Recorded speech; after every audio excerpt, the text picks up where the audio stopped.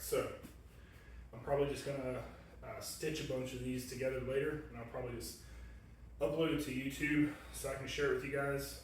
Just because I know Instagram's messages are a little long, but we were talking, Nate and I were talking, and I just set up with the hilt while the shoulder was hurting, maybe pull back on some other stuff, you know, just refine some of the setup stuff with hilt, kind of keep everything else fresh. So I'm just gonna go through how I like to do it, and y'all tell me what you think. So the way I like to do it is imagine that we're looking at a clock, right? Standing over the top of the plates, you know, 1, 2, 3, 4, 5, 6, 7, 8, 9, 10, 11, 12.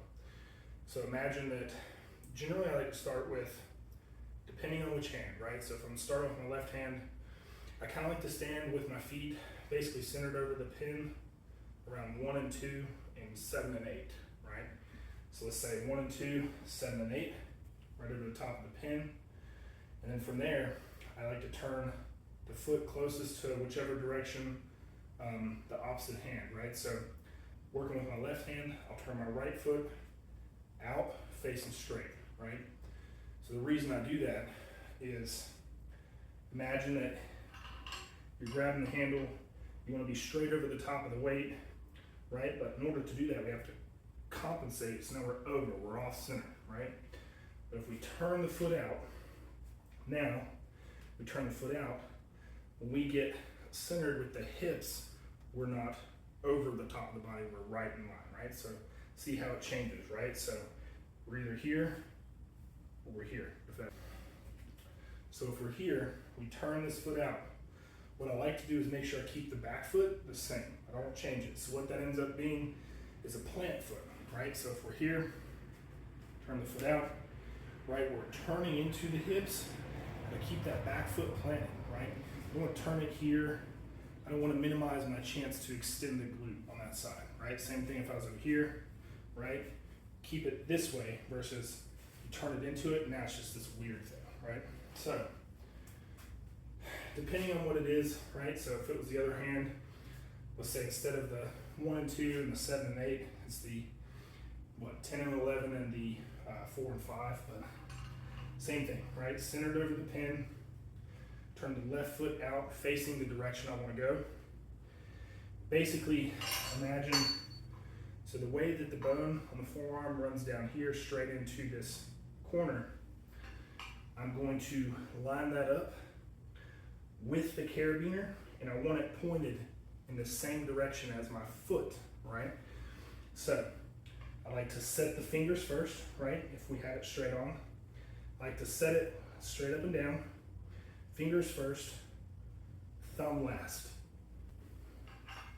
Now, the reason that I'm doing that is I think a lot of times people grab the handle, right? And they imagine just grabbing onto it, I'm gonna squeeze it hard, right? But what happens is, just like with the blue fat grips, right? Sometimes how you grab it takes away some of your slack from other areas, right? So if you grab it like this, as soon as the weight pulls down, right, look at how the wrist can't bend. So what I like to do is set it with the handle straight up, and I take a bit more of a staggered grip on it, right? So instead of straight on, I like to kind of imagine right into the crevice of the hand, right? And so as I'm layering the fingers onto it, you'll notice they take on a bit more of a hook, right? They take on a bit more of a hook instead of being dead on. So let them layer on pinky first all the way down, set the thumb last, and now what it is the hand is already angled down, right? Imagine we set up, keep the plant foot, the back foot the same, right? We're gonna turn our front foot, lead foot, to the direction we're going. Now, take that bone and that corner of the hand, get as far down the hilt as you can, right? That's a big one. Set it up while it's lateral, like it's vertical. You're gonna layer the fingers on one by one, right? Thumb last. Now, big breath, flex the core. And the important thing here is now we've got everything set up the way we want. We want to minimize moving the arm, moving the weight. We just want to get everything nice and tight and then use the legs, right? So imagine everything set up, big breath.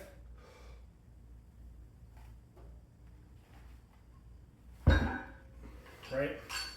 So the weight doesn't move at all.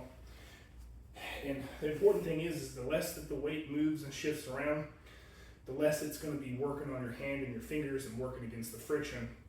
Obviously, shortest distance, point A to point B, just using the legs to drive it up since it's not that much weight. But important thing here, and I'll show you, basically imagine that we're lifting off to the side, right? Just so you can see it. The shoulder angles here, right? So this is how I'm setting up, and I turn that foot out, right? I'm getting everything set up the way I normally would. So I'm facing this direction. Everything's layered nice and tight. So imagine here the difference is, look at the shoulder in relation to the body. The shoulder's rolled into where I'm going, but it's not over rotated, it's not under rotated as far as the hand is concerned, right? So if you're thinking about it, if the hand is over rotated, right, or maybe it's better to do it this way. If the hand is over rotated, it's just straight up and down, versus if it's rotated just enough. Now when the pressure goes this way, you can see where the handle is going to basically fall back into the fingers, right? If I turn it this way, there's no pressure from the wrist, and you can imagine that's just friction, right? Versus if the hand's rotated in, now it's, right? You can see how you're basically gaining that ground.